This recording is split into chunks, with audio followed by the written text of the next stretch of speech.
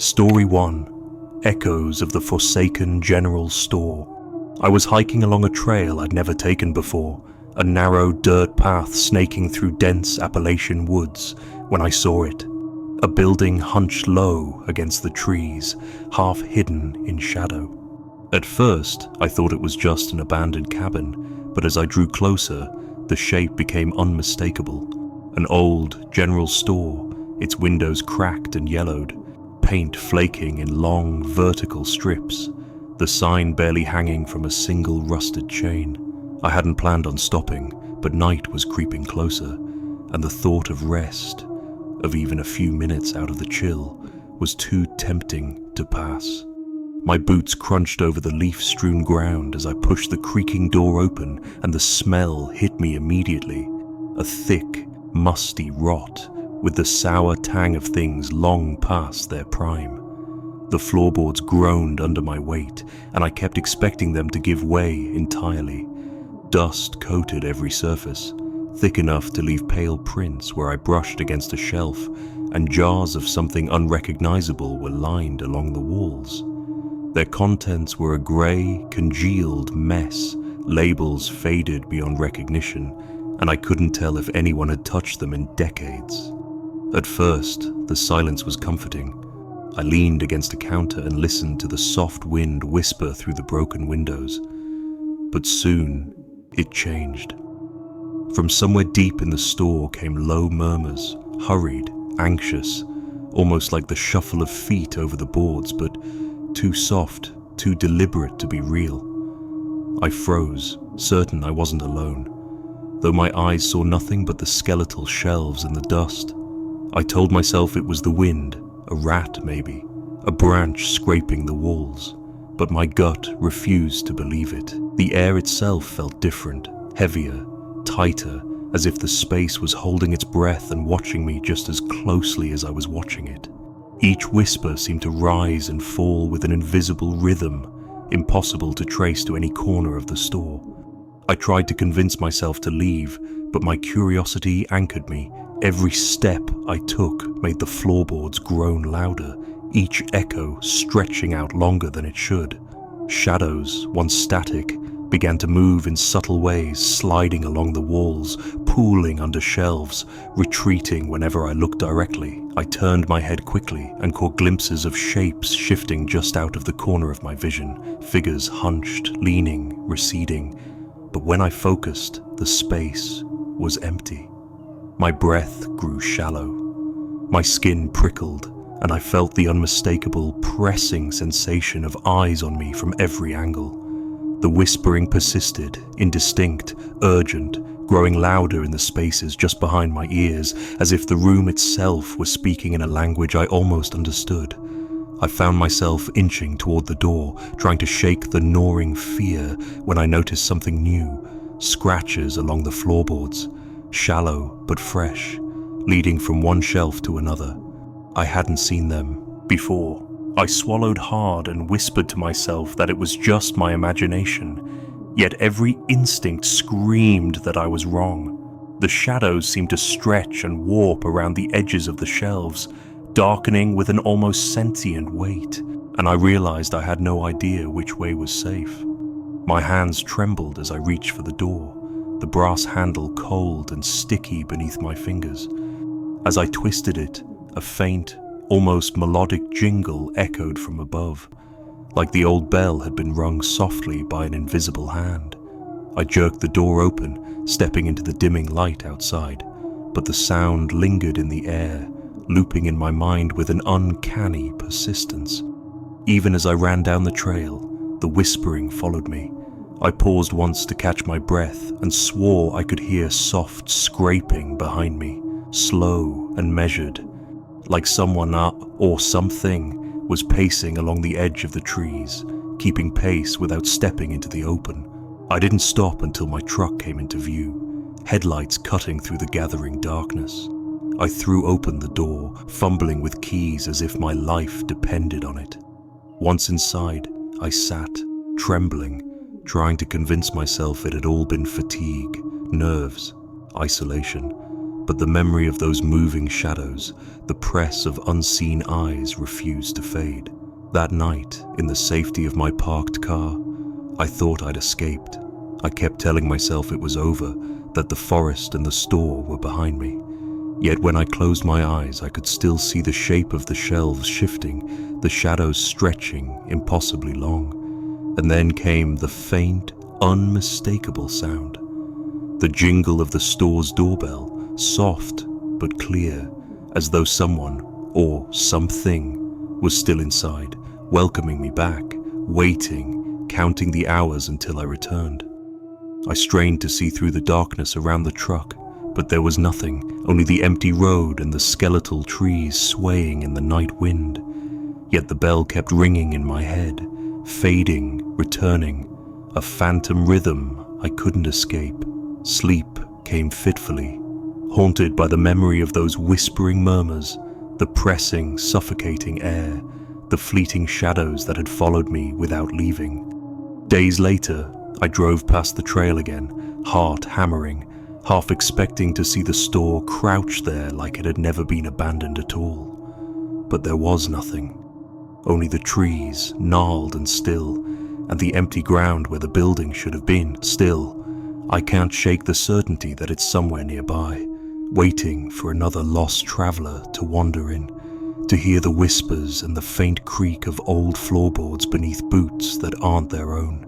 Every time I think I've left it behind, I hear that faint jingle in my mind, and I can feel the weight of those unseen eyes, patient, silent, and endlessly watchful. I don't know why it chose me, or if it ever will let me go completely, but I know one thing for sure. The general store is out there, and it remembers. Story 2. The Lanterns of Hollow Ridge. I set out that evening thinking it would be a short hike, just enough to stretch my legs before night fell. The trail up Hollow Ridge was little more than a faint scratch in the underbrush, overgrown and uneven, winding between thick stands of pine and oak. Sunlight was fading fast, slanting through the trees in streaks that made the moss on the trunks glow faintly, and the forest seemed quieter than it should have been, like the usual creaks and chirps had been swallowed whole. As I climbed, I noticed faint lights ahead, small lanterns swinging gently among the branches, their glow uneven, almost breath-like. I paused, thinking maybe someone had set up a campsite, but there was no sound of movement, no hint of smoke from a fire, just those floating orbs of light, too high to be held by hands. Curiosity edged out caution, and I pressed on, following the lanterns, which seemed to drift farther into the woods as I approached. The higher I climbed, the heavier the air felt, damp and thick, pressing against my chest with every step. Shadows pooled unnaturally beneath the trees, long and smudged, stretching in directions that didn't quite make sense. Then I heard it, a whispering, soft at first, like distant voices carried on the wind. I strained to hear, but the words or sounds were incomprehensible, as if someone were speaking through thick fog. I stopped and spun slowly, trying to catch sight of a camper, a fellow hiker, anything human. But there was no one, only the faint, uneven swing of the lanterns, flickering and breathing with a rhythm that set my nerves on edge. I told myself to turn back, but when I tried, the path didn't behave as it had moments before. Loops appeared where there should have been none, and the terrain seemed subtly altered. Slopes steeper than they had been, roots catching my boots in ways that made me stumble. Every step felt observed, my skin prickling, though nothing moved in sight. The whispering followed me, rising and falling with no discernible source, always around the edge of my hearing, just beyond understanding. I imagined it might be a trick of the wind, voices echoing through the hollows, but my instincts said otherwise. It was deliberate, patient, aware. By the time I reached the ridge's crest, the lanterns were directly above me, swaying slowly, almost hypnotically. I craned my neck, expecting to see someone standing there, someone holding them or hanging them on branches, but there was no one. The light flickered once, unevenly, and then went out completely, leaving the forest around me in thick, suffocating darkness. I froze.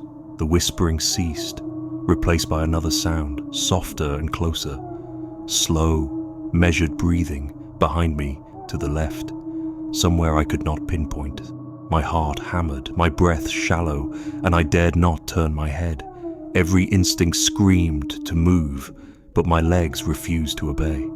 I started walking slowly, forcing myself forward without glancing back. The path had vanished entirely, replaced by a tangle of roots and low branches that seemed to close in, pressing from all sides. The forest smelled of wet earth and decay, heavier than it had an hour before. The lanterns never returned, but the sense of being watched was constant, unrelenting. My mind churned with questions. How had the path shifted? How could lanterns hang in the air without support? Was it some old trick locales told stories about? A warning for those who wandered Hollow Ridge after dark? I remember thinking somewhere deep down that if I stopped to rest, I might never leave. Every instinct pulled me onward, hands brushing against the wet trunks for balance, ears straining to catch any hint of the breathing behind me. At one point, I slipped on moss-covered roots and hit the ground hard, my knee scraping against stone. The sound startled me, but the breathing did not flinch. It continued, steady and deliberate, almost as if timing my movements, marking my progress. I scrambled to my feet, shaking and sweating, the forest around me eerily still except for that phantom breath. Eventually, I found what felt like an edge, a thinning in the trees where moonlight leaked through, and I ran blindly toward it. When I broke free, the terrain leveled, and the familiar scent of the ridgetop greeted me. I dared a glance back over my shoulder. Nothing, only the whispering shadows of trees swaying in the night breeze. No lanterns, no figures, no trace of whatever had accompanied me through that darkness.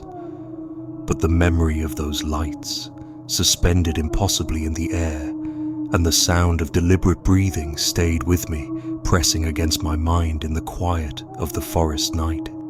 I never returned to Hollow Ridge, though I've driven past the trailhead more than once, telling myself it was all a trick of fatigue, isolation, and fading light. Still, I cannot erase the image of the lanterns swinging without wind, glowing faintly in the suffocating dark, or the memory of the patient breathing just behind me, neither close nor distant, waiting.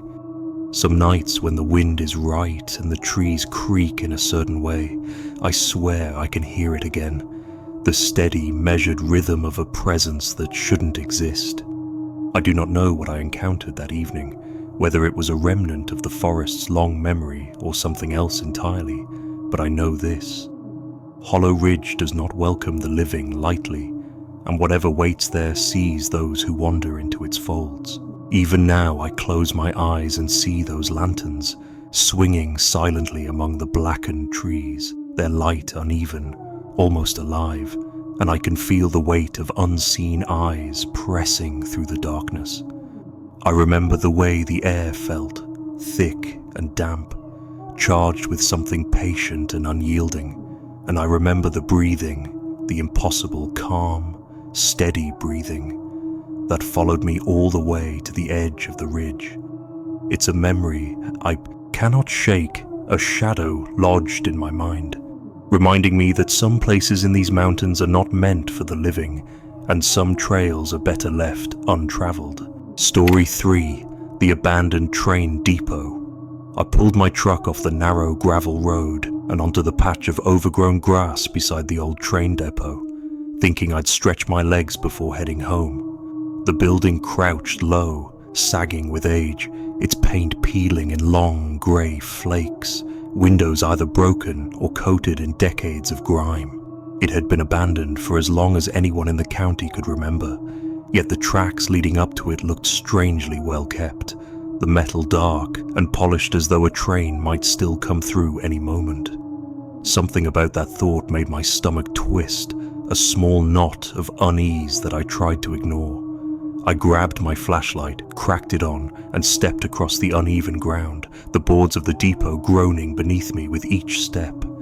The air inside was heavy and musty, a thick blend of mildew and years of dust. I swept the light across the space, cracked benches, rusted hooks for hanging luggage, and the remnants of old timetables yellowed and curling at the edges. Then I saw the prints, small, sharp, like the impressions of bare feet pressed deep into the dust on the floorboards. I froze, my heart thumping, convinced I'd imagined them at first, but they were there, stretching in jagged lines toward the far wall, and then looping back again. I whispered to myself that maybe some local kids had been squatting here, playing games or leaving marks, yet a flicker of doubt gnawed at me. The prints didn't look random. They moved with intent, like someone had walked carefully, deliberately, pausing at certain points as though marking the floor for some purpose I couldn't comprehend. I tried to leave, stepping toward the door, but something felt off. The space inside seemed to stretch, corridors extending beyond what the building's walls should allow. My flashlight caught angles that shouldn't exist, corners that curved impossibly, shadows that lengthened unnaturally. I shook my head, blaming fatigue or overactive imagination, but the sense of being watched grew heavier with every step. The air pressed against my chest, damp and suffocating, carrying a faint smell of iron and rust that didn't belong to the depot itself. I could feel the floorboards beneath me shiver, as if the building itself were breathing, alive in some slow, patient way. Then it came, the whistle. A long, low, hollow wail that rolled through the hills and echoed against the ridges like it had been born inside the earth itself. I spun toward the tracks, expecting some maintenance train or a rare locomotive, but the rails were empty. There had been no train within miles, and yet the sound pressed against me, vibrating through my chest and skull. My flashlight flickered, then steadied, but the shadows around me seemed darker, more defined, creeping along walls and floorboards. The whistle came again, closer now, sharper, like a living thing calling me forward, coaxing me deeper into the building. Panic flared, and I ran, heart hammering, boots skidding on dust and warped wood. Outside, the hills seemed to absorb the sound, carrying it and bouncing it back with cruel precision. I didn't stop until the depot was behind me, hidden among the darkened pines, but even then, the whistle lingered in the air, unrelenting. I reached my truck, slammed the door, and pressed the accelerator down the gravel road without looking back. Yet the memory of that sound didn't fade. It followed me through every twist in the mountains, echoing across empty fields and deserted hollows, a reminder that the depot had not let me go. Sleep didn't come easy that night. Every creak of the old house, every whistle of wind through the trees, reminded me of that hollow sound. I could still see the footprints in the dust, still feel the shift of the building stretching impossibly beneath my feet. In my mind, I walked those corridors again and again, searching for some rational explanation, but finding none. It wasn't fear that held me, it was the certainty that the depot was waiting, patient and deliberate, for the next person to hear that whistle and step inside. I've gone back once since, cautiously, driving past the old road, hoping to see it empty, harmless, a ruin of timber and rust. But even from a distance, it feels alive. The shadows seem too deep, the lines of the roof too precise, as if the building itself is watching, remembering. I've spoken to locals, asked if anyone else has heard strange sounds from the depot at night, and most just laugh it off or shake their heads. But some of the older folks, the ones who live deep in the hollows, say they hear it too, a whistle in the dead of night, calling from empty rails, a ghost of something that should not be remembered, yet refuses to die. Sometimes, When I drive near the ridge that borders the depot, I feel it again. The pull, subtle at first, a weight at the back of my mind, coaxing me toward the tracks. The sound isn't real, not in the way a train whistle is real, but it is insistent, patient, pressing against the quiet of the night. And I think about the prints, how deliberate they were, and how the air inside the depot seemed to move with me, bending the space like it wanted to trap me. I try to tell myself it's memory, imagination, nerves stretched too thin. I try to tell myself it's over. But deep down, I know the depot is waiting, it remembers. And the next person who hears that whistle might not be so lucky. Even now I can feel the echo in my chest, that low, hollow note rolling through my ribs, carrying the shape of the depot with it. I can picture the long, dark corridors, the impossible angles, the tiny, sharp footprints that mark a path no one else is supposed to follow. I can feel it stretching, patient, like it always has, like it will always have, waiting for the next set of boots to cross its floorboards, the next flashlight to flicker against dust and shadow. The whistle isn't a warning, it's a summons. And that knowledge has lodged itself inside me, quiet, insistent, and unshakable. Story 4. Whispers, a Devil's Crossing. I found myself driving along a narrow, winding road as the sun began to dip behind the ridges, turning the sky a bruised shade of purple and gold. I'd heard about Devil's Crossing from a local, a narrow bridge deep in the hollows, one that had earned a reputation over the years for strange disappearances and whispered warnings. Curiosity, or perhaps stubbornness, pulled me off the main road and onto the gravel path that led to it. By the time I reached the creek, the shadows were long, stretching across the water and trees like fingers trying to claim the fading light.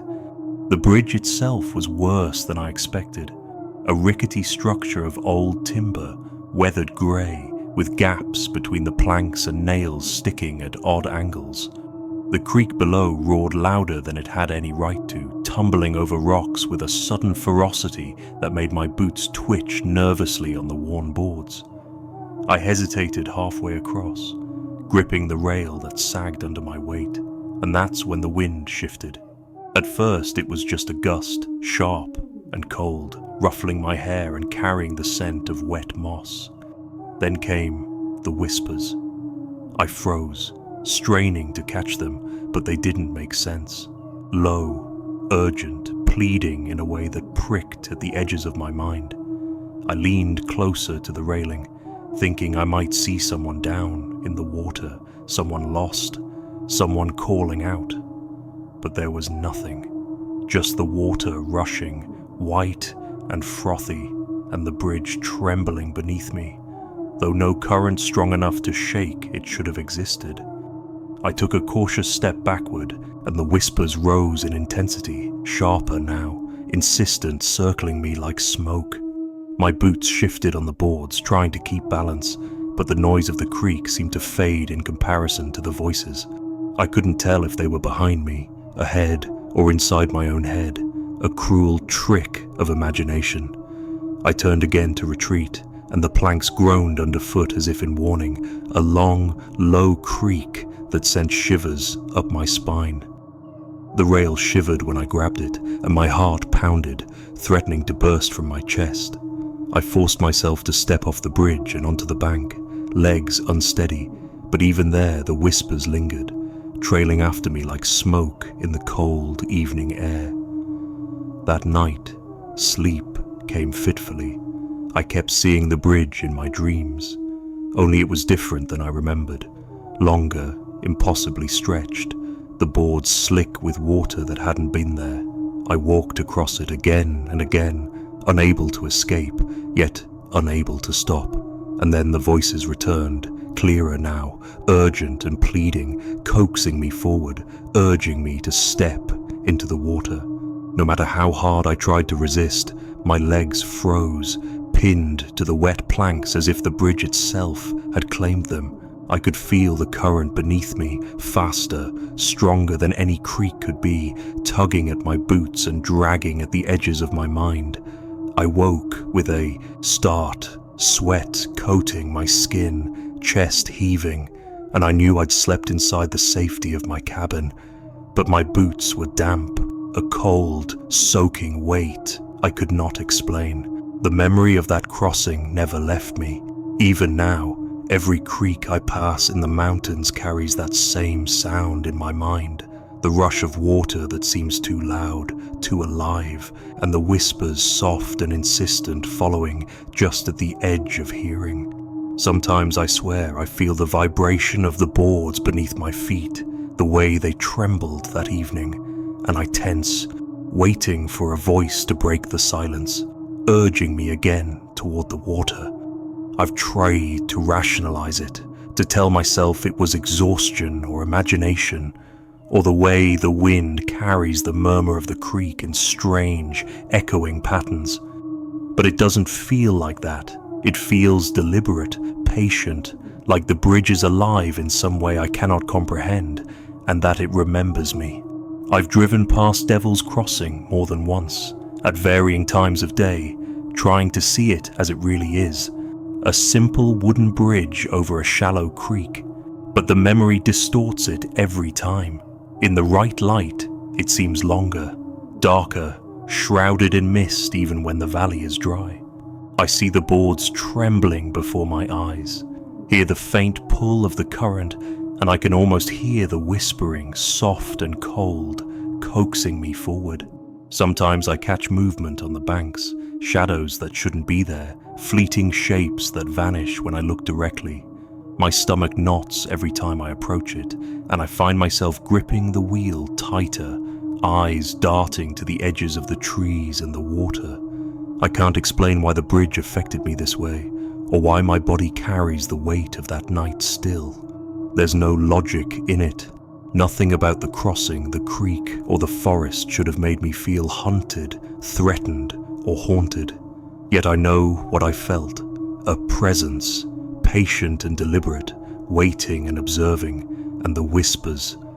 They linger in my memory, the cadence and tone engraved, urging me towards something I can never reach. Every time I cross even the smallest stream, I pause, imagining the boards trembling beneath me, imagining the wind shifting just so, carrying that urgent, pleading tone from some hidden place. I tell myself it's nothing, that I only misheard the wind or convinced myself of voices in the dark. But deep down, I know the memory of that crossing will never fade. The creek is quiet now, and the bridge is still, but I can still hear it. The trembling wood, the rush of impossible current, the soft, urgent whispers urging me forward, pressing against the edge of my mind. I cannot erase that night from me, and I do not know if the bridge will ever let anyone pass without claiming a piece of them first. The fear is subtle now, not constant, but it's always there, a quiet weight in my chest whenever I drive near the ridge, whenever I hear the faint, hollow call of water over rock, whispering my name, waiting for me to cross once more. Story 5. The Silent Post Office. I was driving along a narrow side road, one of those forgotten stretches that twist between hills and thickets, when I spotted it. An old post office, shuttered and leaning as though it had been trying to sink itself into the earth. The sign above the door had long since faded, paint peeling in curling strips, and the windows were streaked with years of grime. I pulled my truck onto the shoulder, curiosity gnawing at me, and stepped out into the soft, late afternoon light. The place had been abandoned for decades, or so I assumed, but there was something about it, a quiet insistence that drew me closer. The wooden steps creaked beneath my boots as I pushed the door open, and a smell hit me immediately. Dust, old paper, and something sour that reminded me faintly of decaying leaves. Inside, the air was still and thick, carrying the faint mustiness of a place long closed to the world. My flashlight flicked across the room and my stomach twisted. The letters were still there, stacked neatly in racks and pigeonholes, yellowed but intact, as if the post office had been paused midday decades ago. I leaned closer to examine them, running my fingers over the edges of envelopes brittle with age. Then I heard it, a soft rustling, almost imperceptible, like someone brushing past the racks. My head snapped toward the corner of the room, and I swear I saw a figure hunched there, sorting mail. It moved silently, deliberately, but when I called out, there was nothing. No response, no sound beyond the soft hum of the wind sneaking through cracks in the walls. I told myself it was a trick of the light, a shadow cast wrong, but the unease settled in deep. Every time I shifted my flashlight, I thought I saw movement, a shoulder, a stooped head, a hand brushing against a stack of letters. The envelopes themselves seemed wrong. Some were addressed to people I knew had been dead for years, names familiar from old family stories, obituaries and grave markers. Others had handwriting that defied sense, loops and jagged lines that didn't match any alphabet I recognized. I ran my finger across one envelope and felt a strange heat, faint but insistent, as though the paper had absorbed a memory, a presence. The more I looked, the more details emerged that I could not explain. A letter tipped over on the floor, yet no breeze should have reached it. A stack of envelopes seemed to shift slightly when I wasn't looking, a subtle reorganization that defied the natural. My heart pounded, and I realized the figure in the corner was gone, but I could feel its gaze, patient, quiet, watching from somewhere just beyond the edges of my vision. I backed toward the door, trying not to glance back, but the room felt larger now, corridors of shelves extending impossibly toward shadowed corners. I stumbled over the warped floorboards, my palms slick with sweat, and felt that strange presence brush the back of my neck, though nothing had touched me. I pushed through the door and ran, boots pounding the cracked wooden steps, breathing hard as the forest swallowed the post office behind me. The sunlight had faded, and shadows pooled in the hollows of the hills, but I kept running until the building was just a dark silhouette against the trees. Every turn of the road seemed to echo with faint rustling, like letters brushing against one another in quiet anticipation. By the time I reached my truck, I was shaking, and I could hardly explain why, not even to myself. That night, I couldn't sleep. Every time I closed my eyes, I saw the racks of letters, orderly yet strange, waiting for someone to pick them up. I saw the hunched figure in the corner, its presence both insistent and silent, reminding me that the post office was not empty at all. I tried to rationalize it, dust, shadows, nerves, but the memory was too vivid. The way the envelopes shifted, the heat that seemed to radiate from some of them, the names of the long dead staring at me from yellowed paper. It wasn't imagination. It was a place caught somewhere between the living and the gone, and I had stumbled into it. Days later, I drove past that side road again. The post office was still there, leaning quietly, silent as if nothing had happened, but I couldn't shake the memory. Every time I see a mailbox, every time I hear the faint rustle of paper in the wind, I feel it again. The weight of those letters, the patient gaze of that figure, the sense that they are waiting for someone to sort them, to read them, to acknowledge them. I tell myself I will never go back, but the thought lingers at the edges of my mind, curling quietly, reminding me that the post office is still there, and it remembers. Sometimes when the wind shifts just right, I swear I can hear a faint brush of paper sliding across wood, or the almost imperceptible shuffle of someone hunched and still just out of sight. I close my eyes and I see the rows of envelopes, the names of the dead, and the lines of handwriting that make no sense. All of them waiting for hands to touch them again. I see the corner where the figure sat, hunched and patient, and I feel the presence leaning toward me, quiet and insistent. I try to shake it, tell myself it's just memory, but it doesn't leave. I can't leave it. Even now, months later, I think of that post office whenever I handle letters, whenever I see a mailbox at the side of a country road. I see the yellowed stacks, the impossible handwriting, and the hunched figure sorting them in silence. It isn't fear that lingers. It's a quiet, pressing awareness, a feeling that the place exists somewhere out there, just beyond the trees, and that the letters are waiting for someone to answer. For all I know, they are still waiting for me. Story 6.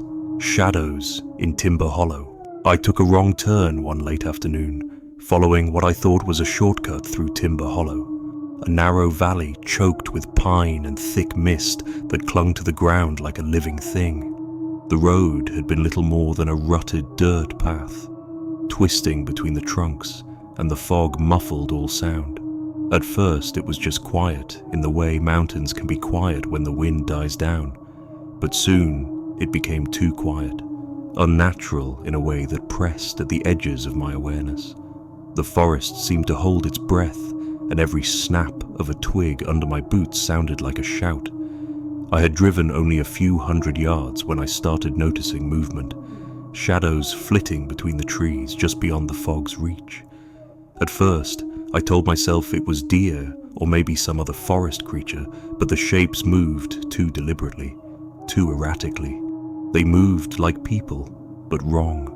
Limbs bent in impossible ways, backs arched, heads tilting at unnatural angles. One shadow lingered longer than the rest, keeping pace with me without ever crossing the path, disappearing whenever I tried to confront it directly.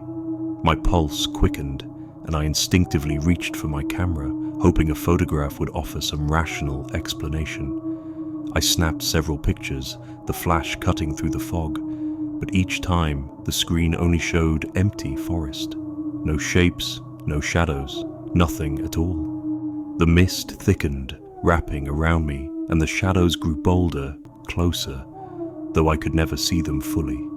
It was as if they existed only at the edges of perception, where your eyes strain to make sense of what should be impossible. I tried to convince myself to slow down, to stop and observe, but every instinct screamed that hesitation would be a mistake. The forest seemed alive with their attention, and I could feel it pressing against me from all sides.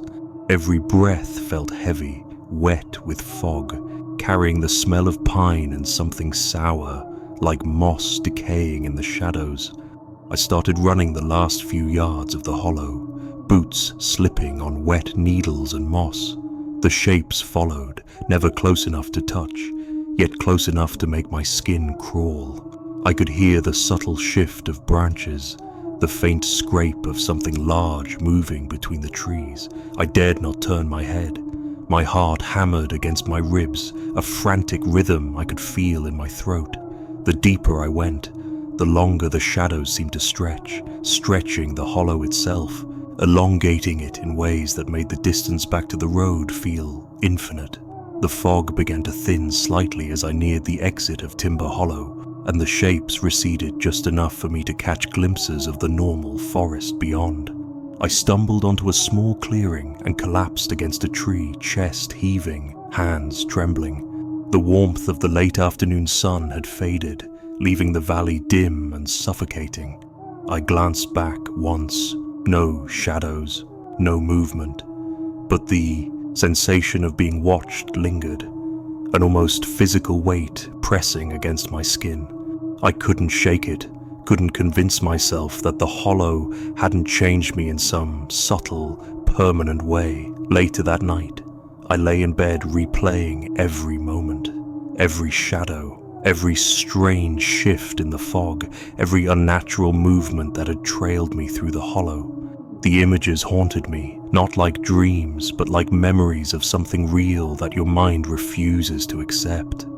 I could feel the shapes brushing against the edge of perception, lingering in the corners of my vision whenever the lights were low. Every time I closed my eyes, I saw the elongated limbs, the tilted heads, the impossibly crooked figures just out of reach. but never gone. I returned to Timber Hollow once, months later, driving slowly along the edge of the valley in daylight. The mist had burned off, the trees looked ordinary, and the path seemed like a normal, if forgotten, mountain road. Still, I felt the weight in the air, the quiet that presses against your ears, the subtle tug at the back of your mind. I didn't stop, didn't even slow, but the memory of that wrong turn lingered. I could still hear the soft scuffle of those shapes moving through the fog, just beyond sight, just beyond understanding. Since that day, every shadow in the woods feels heavier, every foggy morning feels laden with eyes that follow.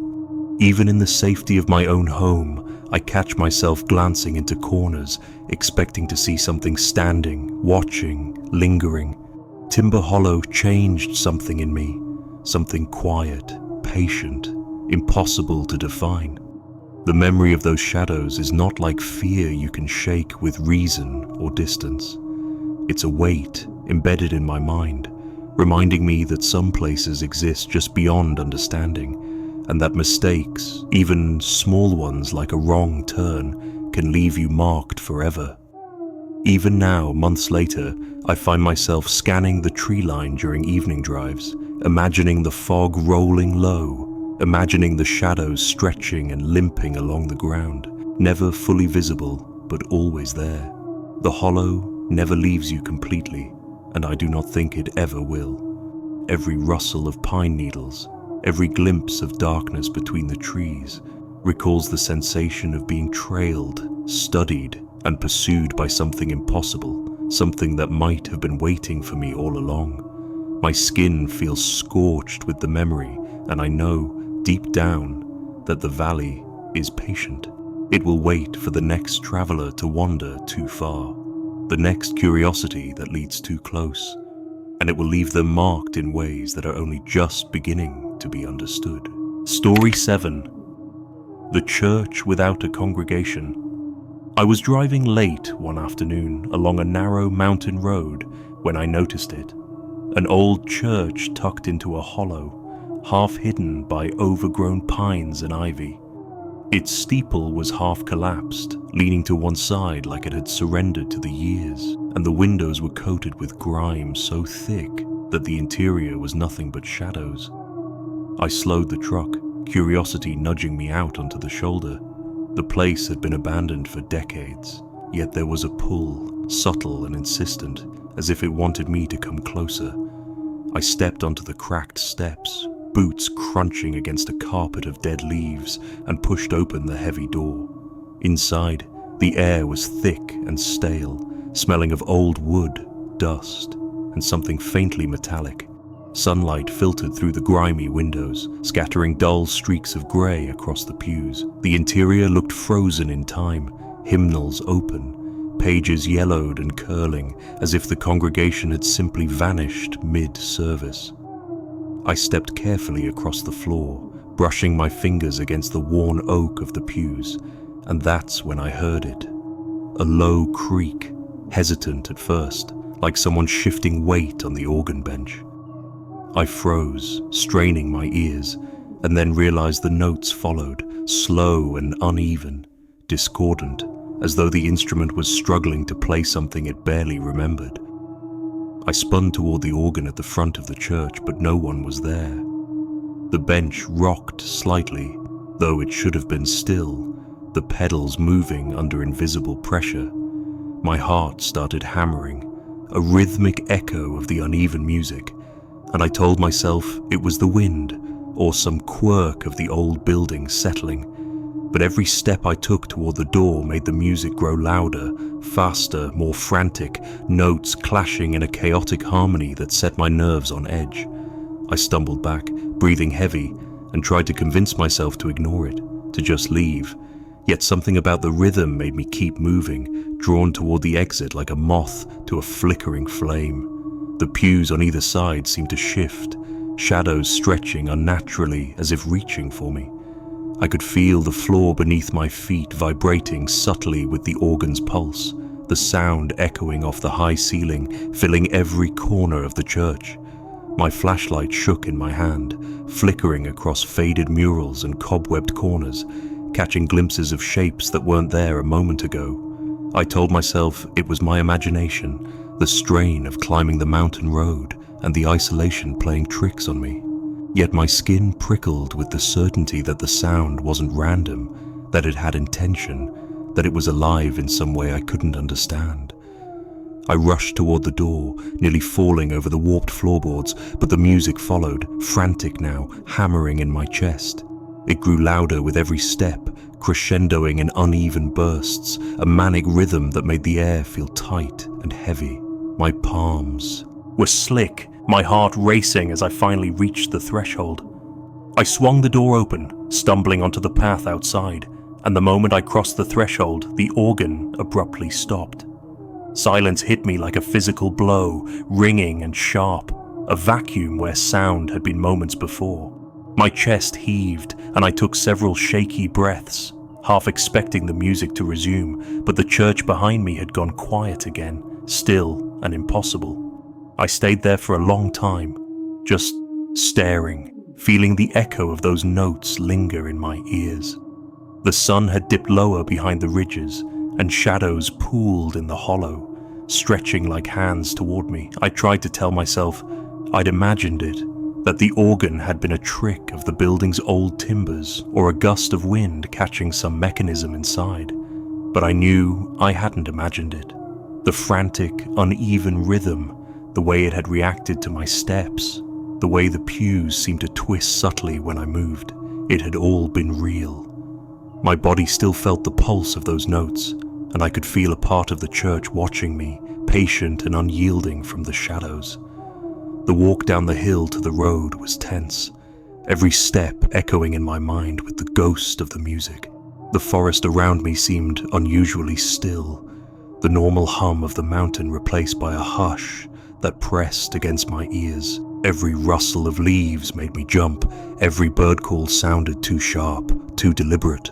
I kept glancing back at the church, half expecting to see movement in the steeple or a flicker of light from the stained glass, but it remained inert, silent, impossible to read. The memory of that music stayed with me, a slow, insistent heartbeat in the quiet. Even now, months later, I think of that church whenever I drive through the hollows, whenever I pass an old building that seems too quiet, too still. I see the pews, the open hymnals, and I feel the pulse of the organ, slow at first, then frantic, following me wherever I go. I close my eyes and can still hear the uneven rhythm, the way it built in response to me, as though the building had been alive and aware of my presence. I can feel it in my chest, in the small tightness behind my ribs, the lingering weight of a place that should have been abandoned, but somehow wasn't. I can't explain why the church seemed to react, why the organ played when I moved, why the pews and shadows shifted in subtle ways that made the air itself feel alive. I can only remember the way it felt to be watched, measured, and followed by a sound with intention. The sense of unease has lingered ever since, a quiet pressing weight in the back of my mind. And I know that the church with its broken steeple and grimy windows still waits somewhere up there, patient, listening, and ready for the next person who wanders too close to its door. Story 8. The Forgotten Miner's Cabin. I had been following a narrow deer trail along the ridge when I stumbled upon it. The miner's cabin. It sat tucked into a small hollow, half hidden by overgrown brush and the shadows of pines that leaned close, as if guarding it from the world. The roof sagged, shingles curling and broken, and the walls were blackened with soot and age. Even from the trail I could see the evidence of lives long gone. Rusted tools leaning against the exterior, a metal bucket overturned in the weeds, and a wheelbarrow with a cracked wheel lying forgotten in the tall grass. I crouched low to inspect the path closer, noticing the ground pressed smooth from years of footsteps long since faded. The cabin had been abandoned for decades, and yet there was a presence about it that made the hair on my arms stand on end, a subtle pull that drew me closer despite the unease knotting in my stomach. Inside, the air was dry, dusty, and heavy with the smell of charred wood. Soot-stained walls bore the remnants of old mining life. Hooks for lamps, shelves lined with battered tins, and a stove blackened from years of fires. I ran my fingers along the rough surfaces, noting the deep gouges in the floorboards, signs of repeated work and labor, now silent. On a shelf near the back, partially tucked beneath a stack of rusting tools, I found a diary. Its leather cover was water-stained and fragile, pages curling at the edges. I flipped it open, at first reading entries that seemed mundane, detailing meals, shifts in the mine, and the weather. But as I read further, the tone shifted. The handwriting grew erratic, frantic. There were mentions of whispers coming from the mine, voices that spoke through cracks and shadows, of being watched by things that move where I cannot see them. I felt a chill, setting the diary down carefully, the air suddenly thick with a sense of eyes tracing me from every dark corner of the cabin. I decided to camp nearby for the night, setting my small tent just beyond the hollow. The sun slipped behind the ridge, leaving the cabin swallowed in shadow, its windows black pits staring outward. I tried to distract myself with a fire, the crackle of wood and the faint scent of smoke anchoring me to the present. But as darkness pressed in, sounds began to emerge. Faint tapping echoed from somewhere down the slope, rhythmic at first, like a hammer striking stone, yet irregular, impossible to locate.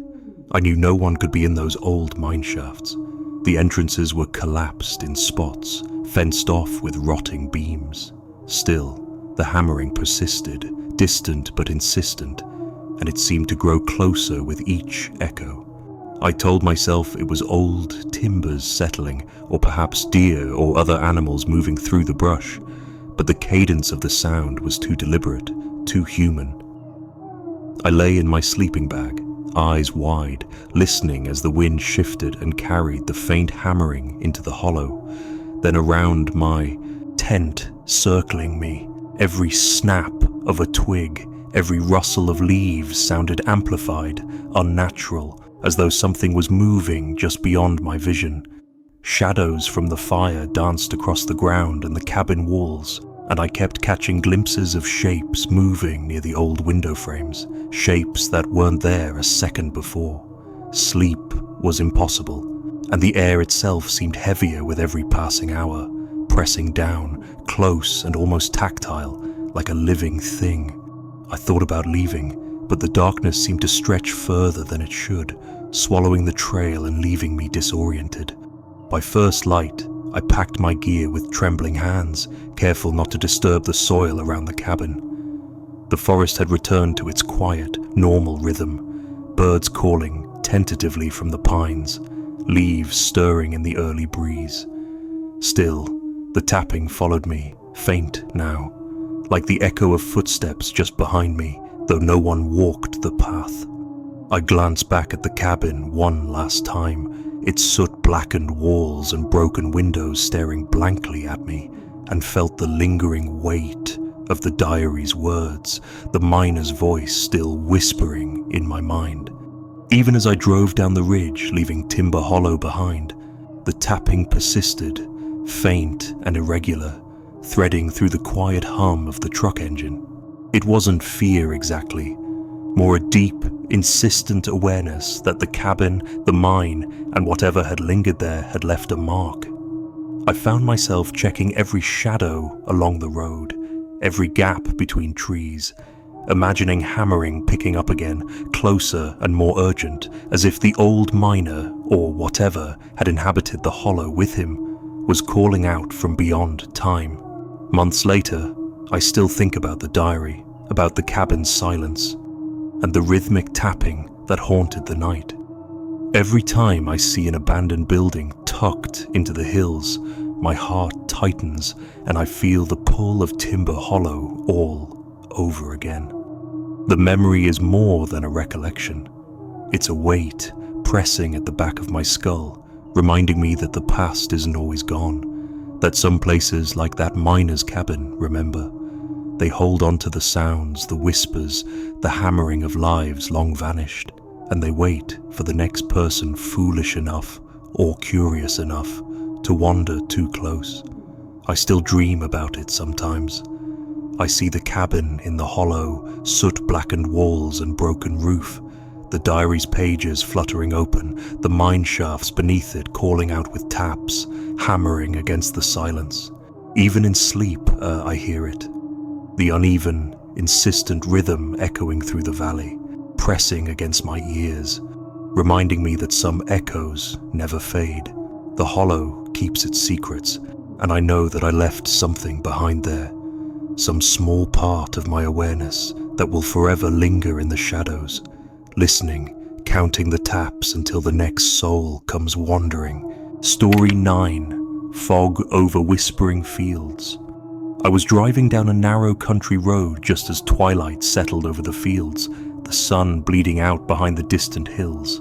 The air had that sharp, damp chill that only comes in early autumn, carrying the scent of wet grass and decaying leaves. I had the windows down, letting the wind whip across my face when the fog came rolling in. It was sudden, a thick, low bank that swallowed the road behind me like a living thing.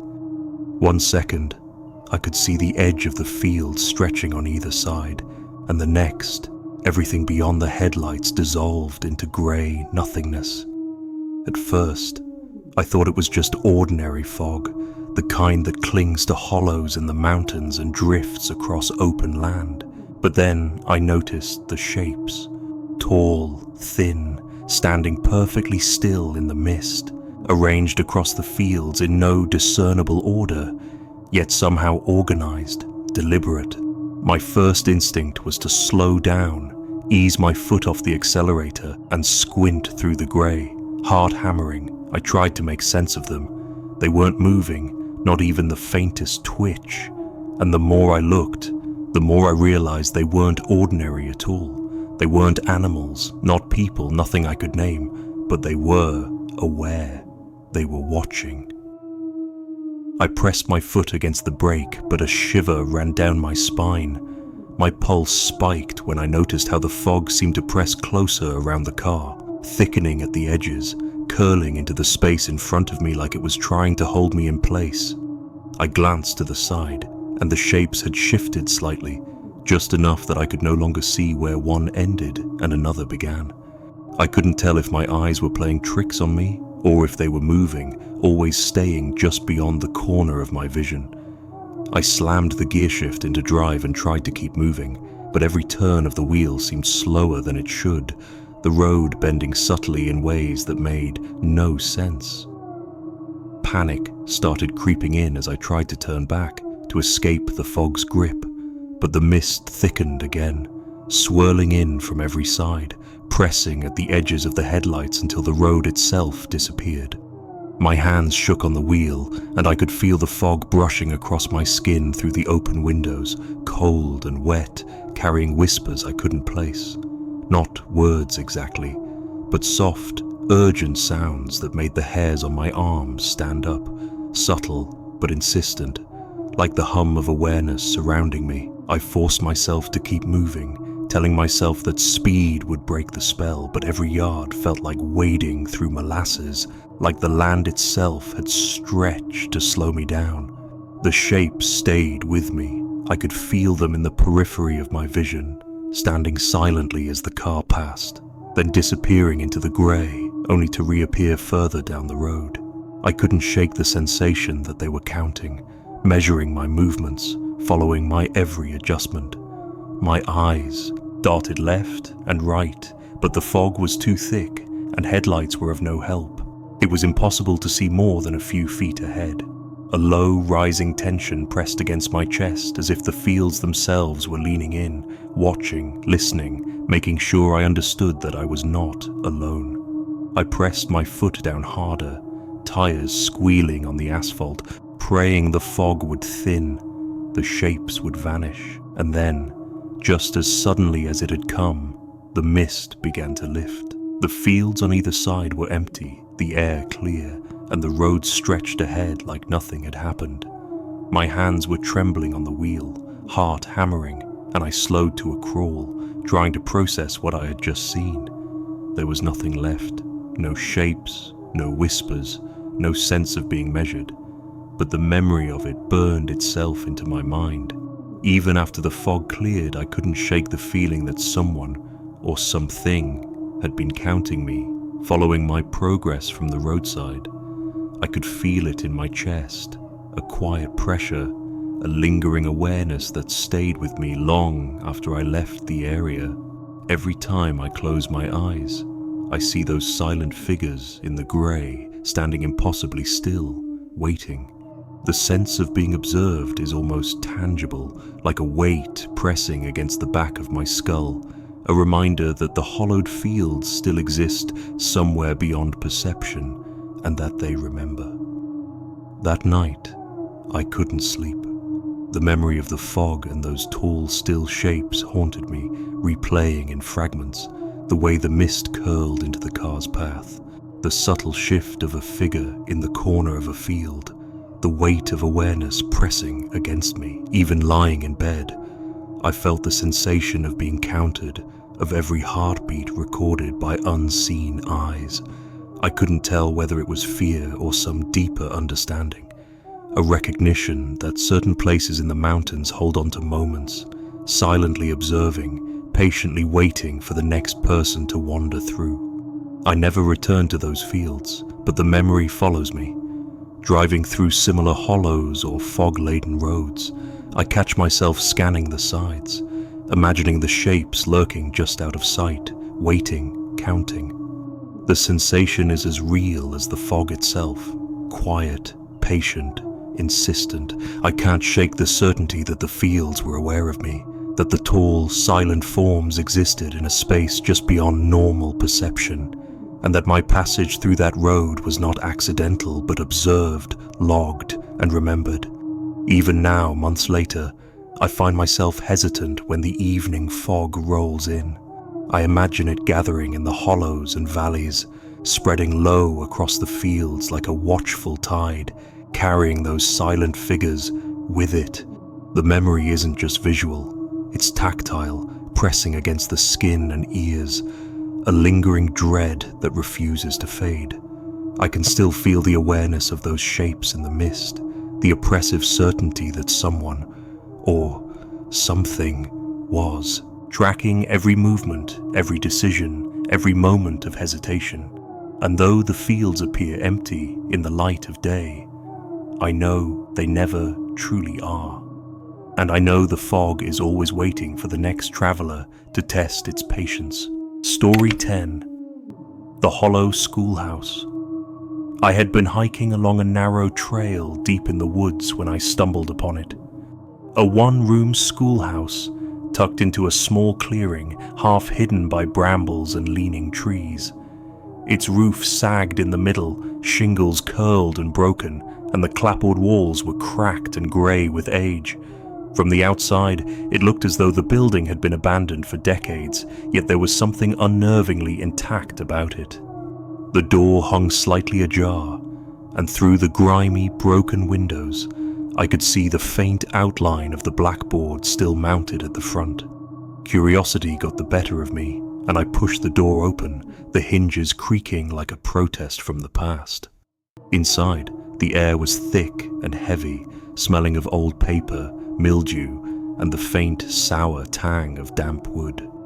Dust motes floated in the thin shafts of sunlight that managed to pierce the grime-covered windows, illuminating rows of wooden desks, each scarred and scratched from years of use. I ran my fingers over the surfaces and noticed the letters and names carved into the wood, initials that were decades old and some that seemed far more recent.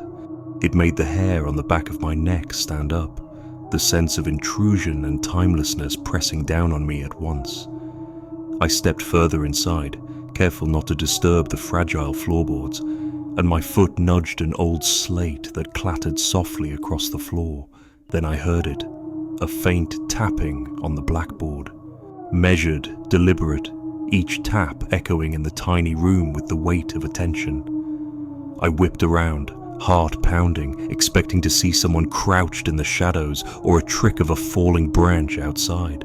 But there was nothing, only the desks and walls and that lingering, impossible tapping. I froze, listening, the sound coming again, rhythmic and insistent, like chalk marking letters no one else could read.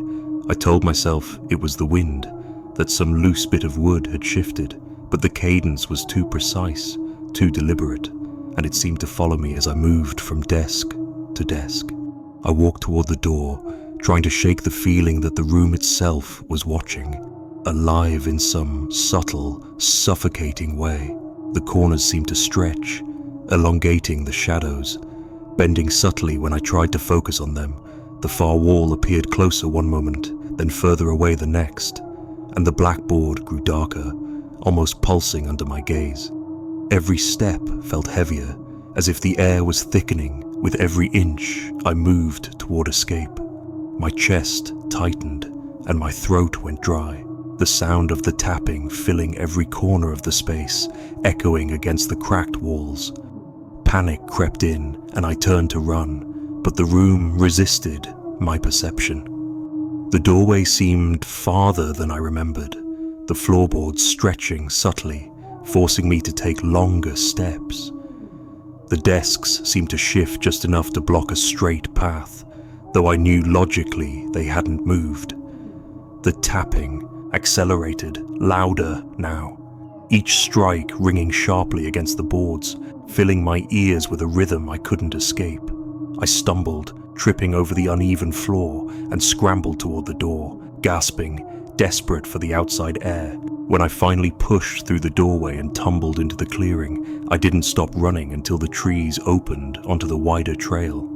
The sunlight felt unreal, solid, and warm against my skin after the oppressive, pulsing air of the schoolhouse. I glanced back once, and the building stood there, silent and still.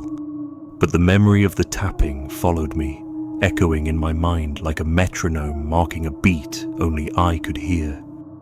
Every detail remained, the faint chalk lines on the blackboard, the way the corners had stretched, the precise, deliberate rhythm of those taps that seemed almost sentient.